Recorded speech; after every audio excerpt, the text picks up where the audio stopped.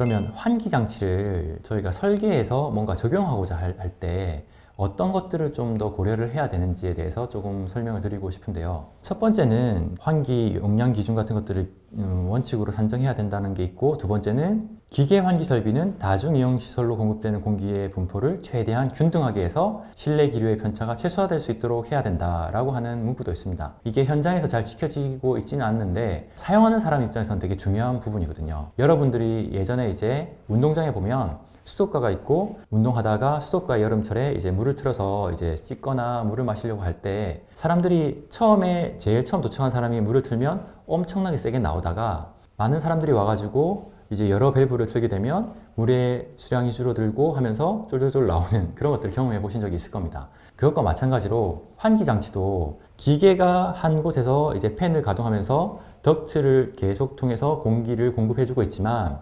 공급되는 덕트의 개수가 생각보다 많기 때문에 가까운 곳에서는 되게 많이 나오고 먼 곳에서는 아예 안 나오거나 하는 경우도 되게 많이 봤었습니다. 그래서 그런 것들이 제대로 하기 위해서는 분배기라든지 배관의 규격이라든지 이런 것들을 조정하거나 시공을 해서 설치할 수 있도록 해야 되고요. 그 다음에 최근에 이제 각광받는 업무 분야 중에 하나가 뭐냐면 TAB라고 하는 분야가 있습니다. 테스트, 어드저스트 앤 밸런싱이라고 해가지고 주택 같은 경우에는 뭐 1,000만 원, 2,000만 원 정도 하겠지만 빌딩 같은 경우에서는 몇 억을 들여서 이제 환기 장치 같은 것들을 설치할 거잖아요. 그러면 이 몇 억을 들여서 설치한 이 환기 장치가 정말 제대로 작동되는지를 이제 확인하는 그런 작업입니다. 그래서 풍량 센서라든지 이런 것들을 갖다 대고 디퓨저에 이렇게 다 천정해 있는 곳에 센서를 갖다 대서 풍속이 얼마 되고 나오는 공기량이 얼마 되는지 이런 것들을 다 체크하고 그런 것들을 뭐 조절해가지고 균등하게 뭔가 분포될 수 있도록 해주는 그런 업무도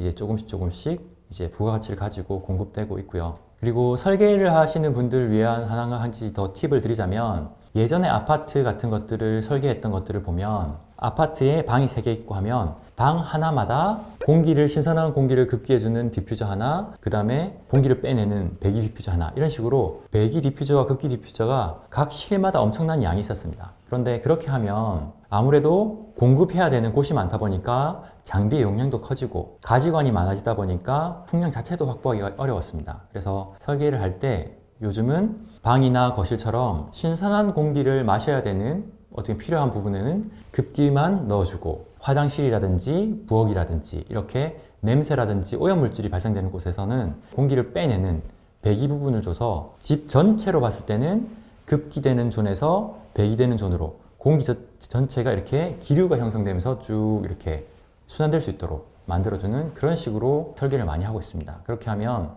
거의 이제 디퓨저 개수라든지 이런 것들도 이제 절반 가까이 줄일 수도 있고 장비도 줄이고 에너지 소비나 풍량 같은 것들을 확보하기가 훨씬 용이해지는 것들이 있습니다.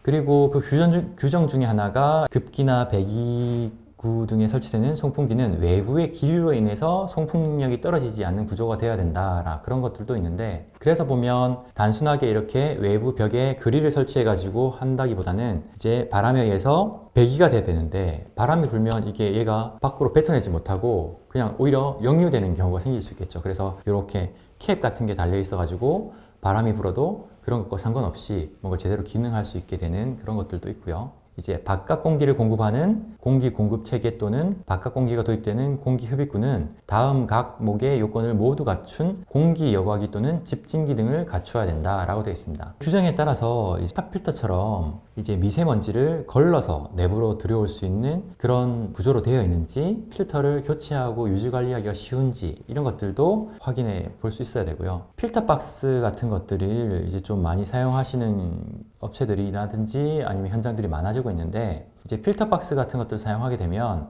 열교환 환기 장치의 종류가 무엇이 됐던 간에 그 필터 박스에 공급되는 필터만 잘 교체를 해주면 문제없이 쓸 수가 있는 거죠. 특히 우리나라 같은 경우에는 열교환 환기 장치를 중소기업에서 만들다가 뭐 업체가 사라지는 경우도 많이 있었고요. 그 다음에 모델을 계속 좀 바꾸다 보니까 예전 5년 전에 구입했던 모델은 단종이 돼서 필터를 구하기 어렵다. 근데 그 필터 때문에 또 다시 뭐 기계를 바꿀 수도 없지 않습니까? 그러니까 그런 것들을 변수를 고려하면 별도의 어떤 필터 박스를 이제 두고 그런 필터 박스에 필터를 교환하면서 하는 것들도 여러 가지 대안 중에 하나가 될 수 있지 않을까. 그 다음에 또 설계하실 때 좀 주의하셨으면 하는 것들은 뭐냐면 이건 공동주택에 대한 기준이긴 한데 신축 공동주택의 기계환기 설비 설치 기준이라는 게 별도로 있습니다. 거기에 보면 외부에 면하는 공기 흡입구와 배기구는 교차 오염을 방지할 수 있도록 1.5m 이상의 이격거리를 확보하거나 공기 흡입구의 배기구의 방향이 서로 90도 이상 되는 위치에 설치되어야 하고 화재 등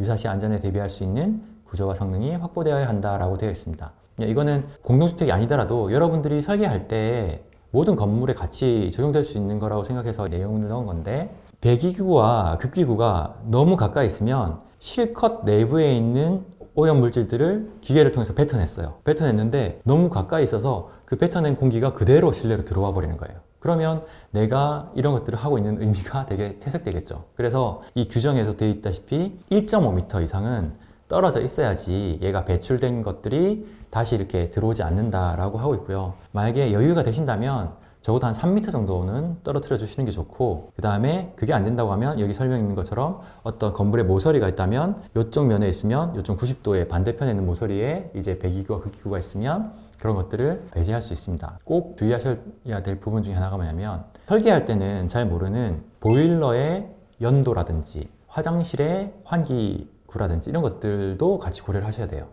특히 보일러에서 연소가스가 배출되고 있는 곳이 있는데 그 바로 옆에 열견환기장치에 흡입구를 거기에 설치를 하게 되면 연소가스가 실내로 다시 들어올 수도 있겠죠. 그러면 사람의 건강에 되게 안 좋을 수도 있고, 화장실에서 어떻게 보면 냄새 같은 것들이 나오는 배출구와 공기에 열견환기장치에 흡입구가 가까이 있으면 그 냄새가 다시 유입될 수도 있으니까 그런 것들을 같이 이제 설계하실 때 고려해 보시면 좀 더 좋은 컨디션을 만들 수 있지 않을까 싶습니다. 물론 이런 규정이 있음에도 불구하고 여러분들이 살고 계신 아파트 같은 것들을 가보시면 실외기실 있는데 대부분 실외기실 천정에 이렇게 열견환기 장치가 달려 있거든요. 그리고 거기에 바로 외벽 쪽으로 급기구와 배기구가 바로 구멍이 뚫려서 돼 있어요. 그러니까 거기서 가동을 하시면 그냥 뱉어냈던 게 이렇게 다시 들어올 수밖에 없는 구조로 되어 있습니다. 그 다음에 13번 항목에 보면 이렇게 소음에 대한 것들이 있어요. 소음에 대해서 원칙들이 다 있는데, 대표 길이 1m에서 측정하여 소음이 40dB 이하가 되어야 된다, 뭐 이런 것들도 있고, 환기 설비가 이제 거주 공간의 외부에 뭐 기계실이라든지 이런 쪽에 별도로 있다 그러면 50dB 이하가 되거나 하면 된다라고 이제 되어 있고, 그런 소음 기준들이 다 있습니다. 그런데 생각보다 규정에서 설치 기준에서 하고 있는 소음보다 훨씬 낮은 소음도가 주택 같은 경우에는 좀 필요합니다.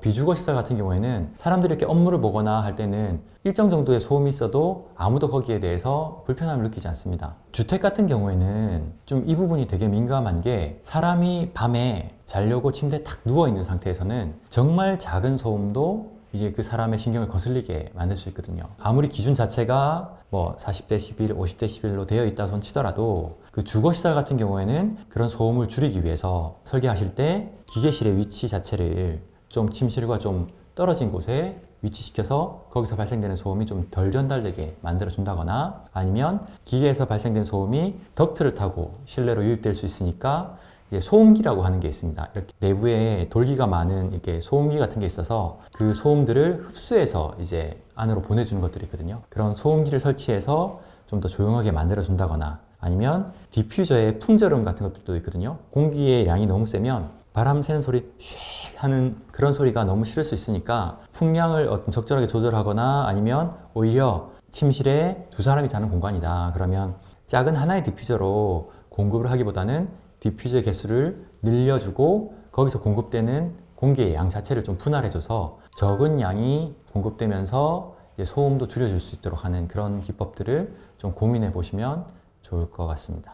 지금 2008년부터 어떻게 보면 100세대 이상 공동주택에 환기장치가 의무적으로 공급되면서 많은 환기장치가 지금 설치되어 있지만 쓰지 않는 이유들, 가동하면 추운 바람이 나오니 차가운 바람이 나오니까 안 쓴다. 그러면 여기에서는 우리가 뭘 이제 인지할 수 있냐? 그러면 열견 효율이 어느 정도 돼야지만이 차갑지 않고 느껴질 수 있는 것이 이제 선택할 수 있을 것인지, 그런 것들을 한번 고민해 볼 수 있을 것 같고요. 소음이 크다, 그래서 안 쓴다, 시끄러워서 안 쓴다 그러면 설명드린 것처럼 설계할 때 디퓨저의 개수라든지, 아니면 배관에 소음기 같은 걸 달아서 이제 기계 소음이 거기서 흡수될 수 있도록 해준다거나, 그 다음에 전기세가 많이 든다라든지 이런 것들도 기계 자체의 어떤 소비 전력이라든지 거기에 있는 부품 자체가 모터가 싸구려가 들어가면 소비 전력도 많고 소리도 많이 납니다. 그런 것들을 어떻게 적절하게 이제 선택하고 할 건지 추천할 것인지, 그 다음에 많은 분들이 물어보시는 것 중에 하나가, 그러면 이렇게 열변환기 장치를 사용하고 나면 배관의 청소는 그러면 어떻게 하냐, 그런 것들을 질문을 많이 하세요. 이 부분은 제가 이제 전제 조건이 뭐냐면 24시간 가동을 하고 건전한 필터가 이제 장착되어 있는 열변환기 장치는 배관의 오염을 걱정하실 필요가 없다라고 이제 말씀을 드리고 있어요. 24시간 가동되어야 된다는 것은 뭐냐면 공기 중에 이렇게 먼지가 떠다니다가 멈추면 떨어져서 기계가 계속 이렇게 쌓입니다. 근데 원래 열변환기 장치는 항상 24시간 다 가동되는 게 원칙이거든요. 그래서 항상 기류가 만들어져 있으면 먼지가 쌓일 일이 없고요. 그 다음에 두 번째는 외부에서 들어오는 공기 자체가 헤파 필터 같은 것들이 성능이 좋은 건전한 필터가 있다고 그러면 이 필터를 거쳐서 들어온 공기들은 미세먼지까지 걸러진 깨끗한 공기이기 때문에 이 배관 안에서 먼지가 쌓일 일이 원칙적으로는 없는 겁니다. 그래서 이 필터에서 우리가 실내에 있는 방으로 이게 떨어지는 공기에 있는 관들은 항상 어떻게 보면 깨끗하게 유지가 돼야 되는 거고, 내부에서 발생되는 이제 먼지들, 사람의 몸이라든지 이불이라든지 이런 데서 발생된 먼지들이 배기 디퓨저에서 들어가서 밖으로 배출되는 관에서는 물론 거기서는 먼지가 떠다니니까 조금씩 이렇게 먼지가 쌓일 수는 있겠죠. 하지만 그 배관을 통해서 이동하는 공기들은 내가 실내에 있는 사람한테 영향을 끼치잖아요. 왜냐하면 그거는 밖으로 버려지는 공기이기 때문에 설사 거기가 조금 오염된다 하더라도 사용하는데 건강이나 어떤 실내 공기질하고는 이제 크게 문제가 되지 않는다. 그래서 이 두 가지 조건, 24시간 가동과 건전한 필터가 장착되어 있다고 한다고 하면 거의 기계의 수명과 비슷하게 배관의 수명도 담보할 수 있지 않을까 싶고, 지금 쭉 설명드린 것처럼 우리가 이제 설계를 하거나 시공을 할 때 결국에는 이 소비자들이 아니면 사용하시는 사람들이 열변환기 장치를 왜 쓰지 않는가에 대한 것들을 한번 더 고민해 보시고, 그러면 그렇게 되지 않고 제대로 열변환기 장치가 제 기능을 쓰면서 사용될 수 있도록, 제 지인들이 이렇게 많이 물어보시는데 패시브 하우스라든지 저희는 건축물에 대해서 물어보시고, 제가 꼭 추천드리는 건 뭐냐면 딴 걸 안 하더라도 집에 열변환기 장치는 이제 설치하는 게 좋을 것 같다라고 이야기를 하고 있습니다. 이제 공기가 점점 안 좋아지면서 이 공기의 질에 대한 사람들의 관심도 많아지고, 실질적으로 공기는 보이지 않고 하다 보니까 공기의 중요성은 되게 모르는 것 같아요. 그래서 건강을 생각해서 물을 이제 정수기를 하거나 좋은 물을 사 드시는 것처럼 사람의 건강을 좋게 만들기 위해서는 실내 공기질을 쾌적하게 유지해 주는 것들이 되게 중요하다고 생각합니다. 오늘은 제가 제로 에너지 건축물에 대한 개념들, 그 다음에 패시브 하우스가 독일에서 이제 개발돼서 이제 한국에 오면서 생겼던 문제점들과 적용들, 그 중에서 열변환기 장치에 대해서 지금 이렇게 쭉 한번 설명을 드렸습니다. 그래서 진행을 해보면서, 그리고 주변에서 궁금해하는 것들이 있으면 그런 것들을 잘 조금 해서 도움이 될 수 있는 컨텐츠로 하나씩 좀 만들어 보도록 하겠습니다. 감사합니다.